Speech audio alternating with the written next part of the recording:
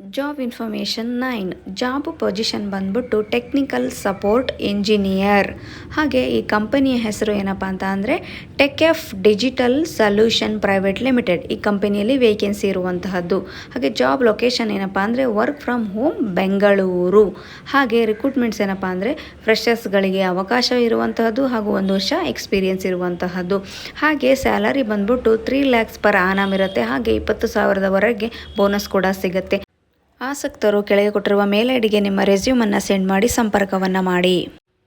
Job information 10 job position ಬಂದ್ಬಿಟ್ಟು senior test engineer. ಹಾಗೆ ಈ ಕಂಪನಿಯ ಹೆಸರೇನಪ್ಪ ಅಂತ ಅಂದರೆ ಕ್ವಾಲಿಟ್ರಿಕ್ಸ್ ಪ್ರೈವೇಟ್ ಲಿಮಿಟೆಡ್. ಇಲ್ಲಿ ವೇಕೆನ್ಸಿ ಇರುವಂತಹದ್ದು.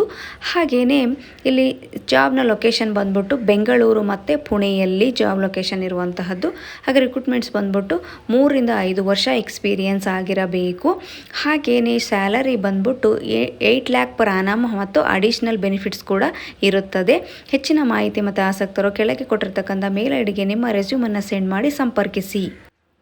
ಜಾಬ್ ಇನ್ಫಾರ್ಮೇಷನ್ 11 ಜಾಬ್ ಪೊಸಿಷನ್ ಏನಪ್ಪ ಅಂತ ಅಂದರೆ ಜೂನಿಯರ್ ಕ್ವಾಲಿಟಿ ಟೆಸ್ಟರ್ ಆಗಿರುತ್ತದೆ.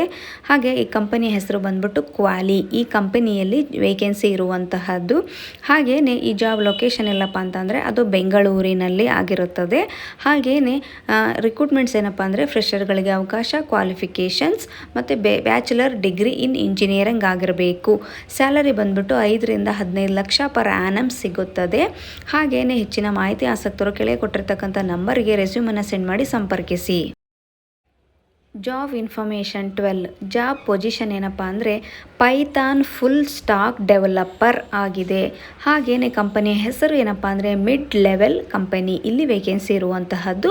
ಹಾಗೆಯೇ ಇಲ್ಲಿ ಕಂಪನಿಯ ಲೊಕೇಶನ್ ಬಂದ್ಬಿಟ್ಟು ಬೆಂಗಳೂರು ಆಗಿರ್ತಕ್ಕಂತಹದ್ದು. ಹಾಗೆಯೇ ರಿಕ್ರೂಟ್ಮೆಂಟ್ಸ್ ಏನಪ್ಪ ಅಂದರೆ ವರ್ಕ್ ಫ್ರಮ್ ಹೋಮ್ ಆಗಿರುತ್ತದೆ. ಹಾಗೆ ಸ್ಯಾಲರಿ ಬಂದು ಏನಪ್ಪ ಅಂತ ಅಂದರೆ 4 lakh ಪರ್ ಆನಮ್ ಈ ಸ್ಯಾಲರಿಯನ್ನು ಕೊಡ್ತಾರೆ. ಹೆಚ್ಚಿನ ಮಾಹಿತಿ ಮತ್ತು ಆಸಕ್ತರು ಕೆಳಗೆ ಕೊಟ್ಟಿರ್ತಕ್ಕಂಥ ಮೇಲ್ ಐಡಿಗೆ ನಿಮ್ಮ ರೆಸ್ಯೂಮನ್ನು ಸೆಂಡ್ ಮಾಡಿ ಸಂಪರ್ಕಿಸಿ.